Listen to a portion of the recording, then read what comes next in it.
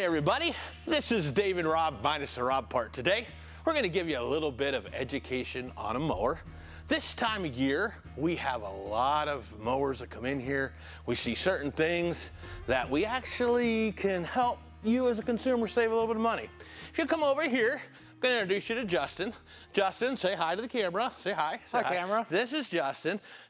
Justin, what's one of the things you've seen that's possibly causing customers to spend more money than what they should? Well, Dave, after people mow their grass, they don't like to, sometimes they just put it away. And that's okay as long as you aren't mowing. Mm-hmm. There's no grass out here if you just blow off the top of your deck. But under your cover, wow, look at that. My goodness, what is that? What all is that, Justin?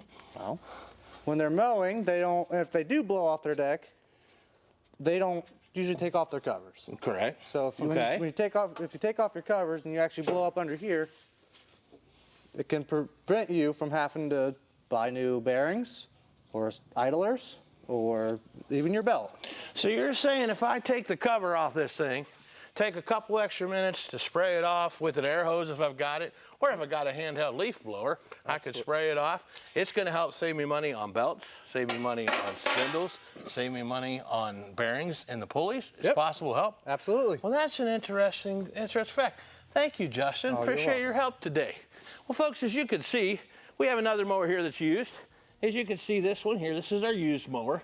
And you can see that it is pretty much sprayed out. There might be a couple things on it. Whenever you do this, you're helping to allow your spindles to last longer, to be able to do more. And plus, this is a used mower. So that means you can buy this used mower.